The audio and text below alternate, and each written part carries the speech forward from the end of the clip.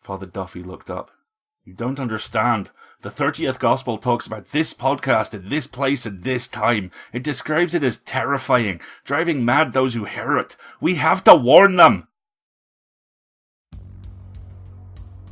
PseudoPod, episode 583, February 23rd, 2018. This week's story, After the Party, by Massey. Hey everyone, welcome to PseudoPod, the weekly horror podcast. I'm Alasdair, your host, and this week's story comes to us from Massey. After the Party was first published in Brandon's collection Twisted Tales in 2006, and Brandon's newest novel, Frenzied, is out now. Your reader for this story is Dominick Rabrun. So, get ready, because we have a story for you, and we promise you, it's true.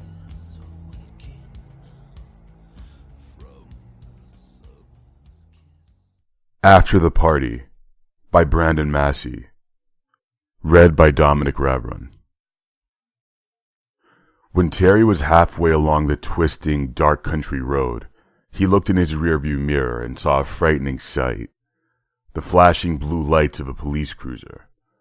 "Damn, I don't believe this," he said. "He better not be coming for me." But at 2:30 in the morning, his was the only vehicle on the desolate road.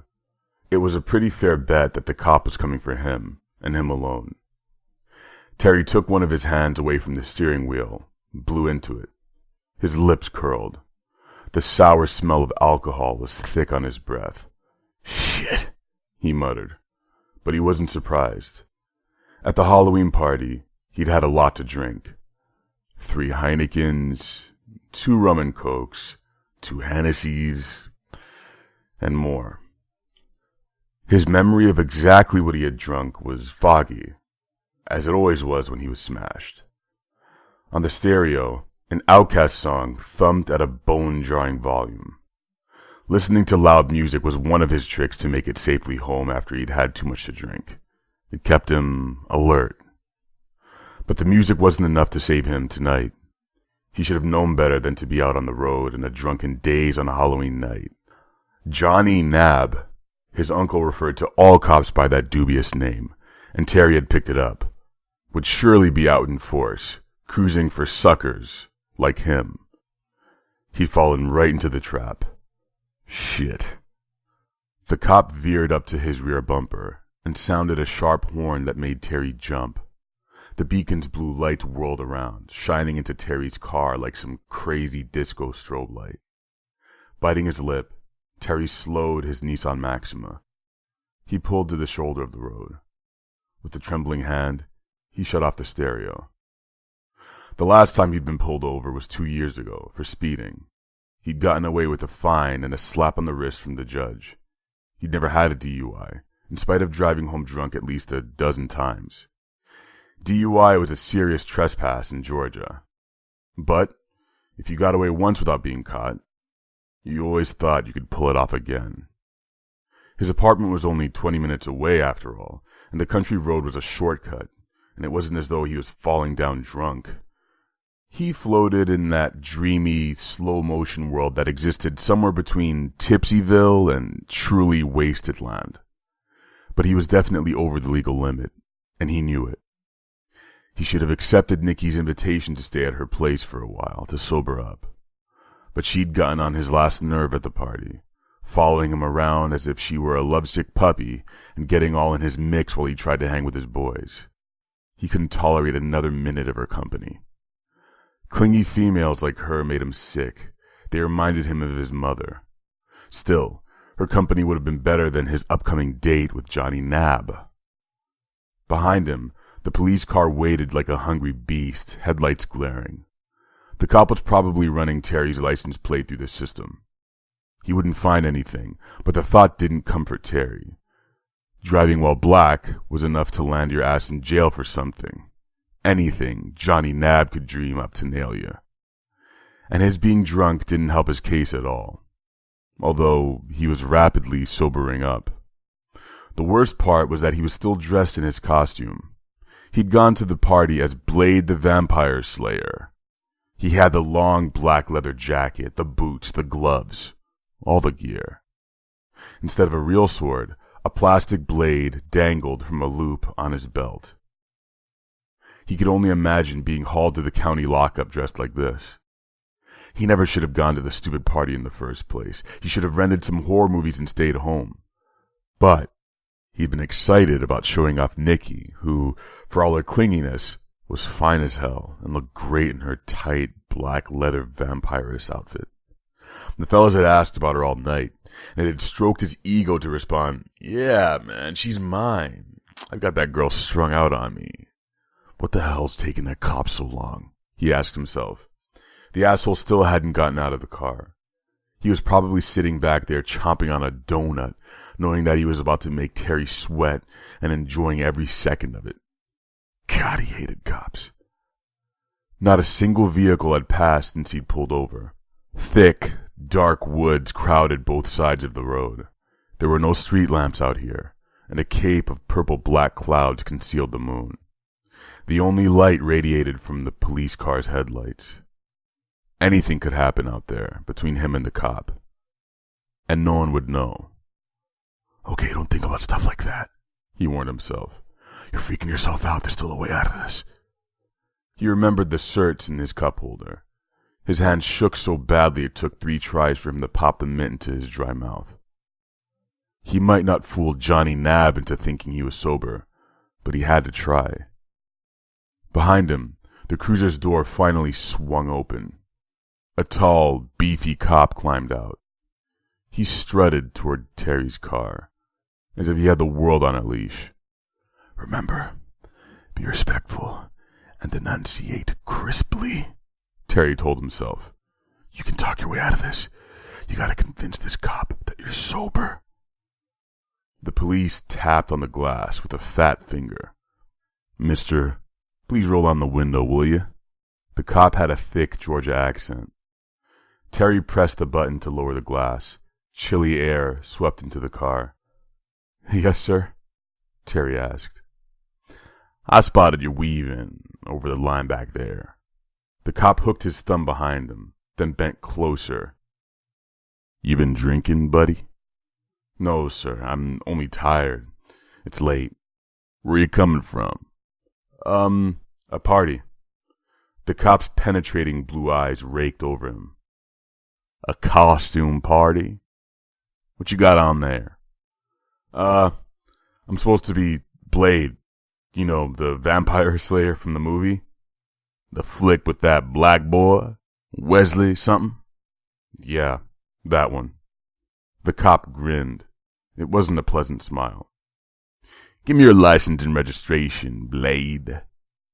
Here we go, Terry thought. I'm fucked. First, I hand him the stuff. Next, he'll be asking me to get out of the car to take a breathalyzer test, which I'll fail, and after that, I'll be riding in the back of his cruiser on the way to the Clayton County Jail. Terry dug the registration out of the glove compartment and slid his driver's license out of his wallet. The cop snatched the items out of his grasp and stuffed them into his pocket without so much as a glance at him. Something's not right here, a voice cautioned in the quiet, sober part of Terry's mind. Something about this policeman isn't right. But when the cop stepped back and commanded Terry to get out of the car, Terry hesitated only a second before he obeyed. He was a law-abiding citizen, and the policeman was an authority figure. No black man in his right mind resisted arrest or caused conflict with an officer. Look at what happened to Rodney King. Wait by the car, Blade, the officer said with a smirk. He strolled back to the cruiser. Terry stood beside the car. He didn't feel drunk anymore. Nothing sobered you up as much as knowing that you were probably going to jail. Beyond the circle of light cast by the cop car's headlamps, the night seemed to shift, like a living thing. Terry found himself staring at a spot in the dark woods, maybe 100 yards away.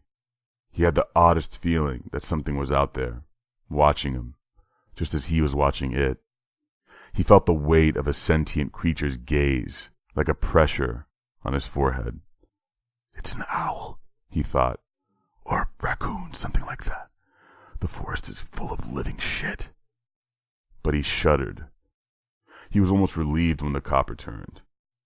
Okay, tell it to me straight, the officer said. How much did you drink at the party? Terry shrugged. A couple of beers, not much. That's all, eh? The punishment for DUI is stiff in Georgia, buddy. But there are much worse things than a DUI. Much, much worse. His pale lips twisted into a strange smile. I've never had a DUI, Terry said. You pulled up my record, so you know it's true. You mean you've never been caught, the cop said. Terry didn't respond. Why had he thought he could fool this guy? Johnny Nab put the hook on suckers like him all the time. He wasn't special. The cop threw open the door to Terry's car. He removed the key from the ignition and then slammed the door. Are you taking me into the station? Terry asked. Aren't you supposed to give me a sobriety test first? Without answering, the cop pressed the button on the keychain to activate the door locks. The locks snapped down. Do I have to get someone to tow my car? Terry asked. The cop wound up his arm like a baseball pitcher. He hurled the keys into the woods. They tinkled somewhere in the darkness. Hey, what the hell are you doing? Terry asked. A deep laugh bellowed from the policeman. Laughing, he turned to Terry, and in the bright light, Terry saw the purplish bite marks on the side of the cop's pale neck. 2 small puncture wounds positioned on the jugular vein. Terry didn't believe his eyes. Surely he wasn't as sober as he thought he'd become. He had to be imagining things. The master will be pleased with you, the policeman said, in an oddly formal voice, as though he was repeating words that he had memorized. Quite pleased indeed. What are you talking about? What's going on? Is this a joke? Chuckling, backing away, the policeman shook his head. Good luck out here, Blade. Where are you going? I thought you were going to arrest me. Still laughing, the cop hopped in his cruiser. You can't leave me out here! Terry ran toward the car. The vehicle sped forward. He jumped aside and grabbed at the passenger door handle, but his sweaty hand slipped away. The patrol car shot down the road.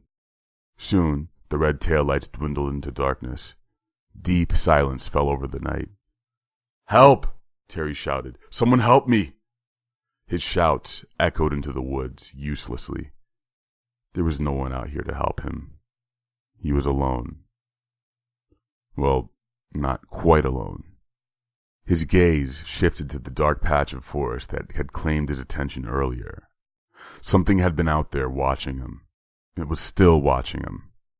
He felt it as surely as he felt the cold October air on his face. Who's out there?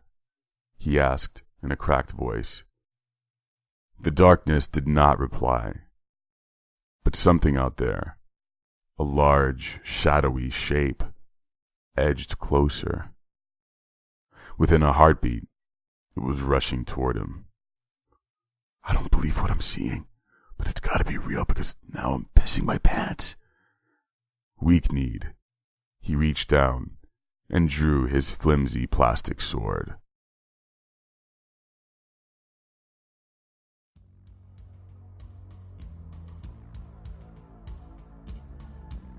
This put me in mind of The Pit, the Joe R. Lansdale story we ran way back in 2013. There's none of the on-page multi-tiered thematic brutality of that story, at least not at first, but what there is just as impressive and I would argue more subversive. We know what's going to happen with the traffic stop. It's horror suspended, hundreds of names, hundreds of people whose lives were taken from them, watching their wing mirror, just like the lead character. Decades and decades of clenched, paused tension, of terror at worst, casual discrimination at best, and then, just as we think we know how this is going to play out, we get to the costume, to Blade, the first Marvel big screen black hero, a man whose look and aesthetic defined one of the golden ages of big screen horror for me, a character so enduring that even now there are serious and valid campaigns to return him and Wesley Snipes to the screen. To us, He's a hero, an icon, a symbol of a wonderful period of gloriously gnarly, dimension-produced horror movies. To the cop, he's a threat. He's a black man acting out, simply by being, simply by dressing that way. He is an example waiting to be made. And that leads us to the truth. There is something in the woods. The calls are coming from inside the house. The faceless body of authority isn't just a terrified or incompetent or worst of all, bored racist. He serves something inhuman, or, depending on your point of view, he serves something else inhuman as opposed to what we expect. And the lead character looks like an easy win for him. Every breathing inch of this story is horrific. You never see it coming until it lands, but what stays with me are those final lines. Outnumbered, alone, miles from help, almost no chance, almost no hope. And he stands and fights anyway. Hope is something I see everywhere in horror.